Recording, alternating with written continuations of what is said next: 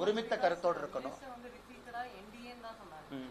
என்டிஏன்னு தான் சொன்னார் மேடம். நானும் என்னோட பேச்சில் என்டிஏன்னு தானே மேடம் சொன்னேன். ஏன்னா 2024 நம்ம என்டிஏன்னு தானே சொன்னோம்.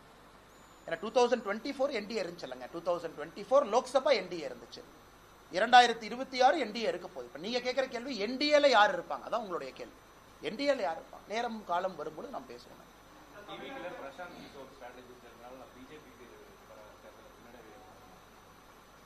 அண்ணே, நான் யாரை பற்றியும் நான் தப்பாக சொல்கிற ஆள் இல்லைங்கன்னா, எல்லோரும் ஒரு ஸ்ட்ராட்டஜிஸ்ட்டுக்குன்னு ஒரு ஸ்ட்ரென்த் இருக்குது, பவர் இருக்குது. அது பிரசாந்த் கிஷோர் அவர்களாக இருக்கட்டும், தமிழகத்தில் சுனில் கனுகுலுன்னு ஒருத்தர் இருக்கார், அவராக இருக்கட்டும்.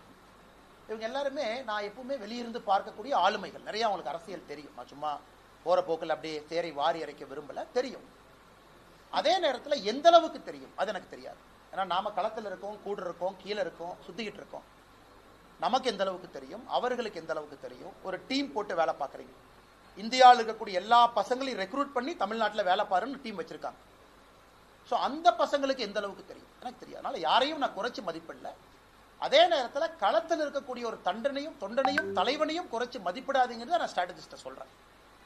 ஏன்னா ஒரு ஸ்ட்ராட்டஜிஸ்ட் அரசியல் களத்தில் இறங்கும் பொழுது தான் அந்த ஸ்ட்ராட்டஜிஸ்ட்டுக்கு ஒரு பிரச்சனை இருக்கும். பீகார் கடுமையான அரசியல் களம், எளிதான ஒரு களம் இல்லை. ஜாதி அரசியல் நிறைந்திருக்கக்கூடிய களம். பிரசாந்த் கிஷோர் அவர்கள் அங்கே போயிருக்கிறாங்க, நின்னாங்க. நான் யாரையும் குறைச்சலாம் மதிப்பில். வருகின்ற காலத்தில் பிரசாந்த் கிஷோர் அவர்கள் வளர்வார்களா, ஜனசுராஜ் வளருமான்னு தொடர்ந்து பார்க்கணும். ஆனால் இந்த முறை நடக்கக்கூடிய பீகார் தேர்தலையும் என்டிஏ தான் ஜெயிக்க போகுது. எழுதி வச்சுக்கங்க. NDA will win. பிஜேபி கடந்த முறை போல பெரிய அளவில் பிஜேபி அங்கே எம்எல்ஏக்களை பெறப்போம். இன்னைக்கு நான் சொல்றது எழுதி வச்சுக்கங்க. தமிழ்நாட்டுக்கு முன்னாடி நடக்கத்தான் போகுது. களத்தில் பிரசாந்த் கிஷோர் அவருடைய ஜனசுவராஜ் இருக்கத்தான் போகுது. தமிழ்நாடு எலெக்ஷனுக்கு முன்னாடியே நீங்க பார்க்கத்தான் போறீங்க. பிரசாந்த் கிஷோருடைய கட்சி இருக்கும், பிஜேபி இருக்கும், யார் அதிகமாக ஜெயிப்பாங்கன்னு பாருங்க. அதனால் லாங் ஸ்டாண்டிங்கா பாலிடிக்ஸ்ல நிக்கணும். 10 ஆண்டுகள் 20 ஆண்டுகள் கழிச்சு சில பேருக்கு வாய்ப்பு வரும். அதனால எல்லோருக்கும் நான் வாழ்த்துக்களை தெரிவிச்சுக்கிறேன். ஸ்ட்ராட்டஜிஸ்ட் வந்தனால கேம் மாறும். கோச் முக்கியமா, கேப்டன் முக்கியமா, பிளேயர் முக்கியமான? எப்பொழுதுமே player first, captain second, coach third, spectator fourth.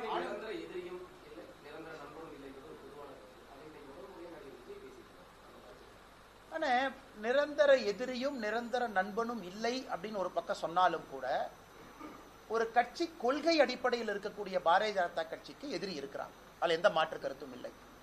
அப்படி சொல்லும் பொழுது நாங்களும் காங்கிரஸும் இன்னைக்கு எதிரியா இருக்கோம், நாளைக்கு நண்பாக முடியுமா? வாய்ப்பே இல்லை. ஏன்னா நம்முடைய சித்தாந்தங்கள் வேறு வேறு. மக்கள் பார்த்து ஓட்டு போடுறாங்க.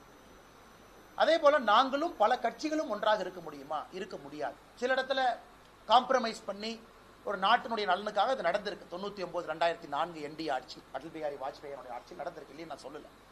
அதனால் நிரந்தர எதிரி நிரந்தர நண்பன் அப்படின்னு சொல்லக்கூடியது எல்லா இடத்திலும் பொருந்தாது என்பது என்னுடைய கருத்து.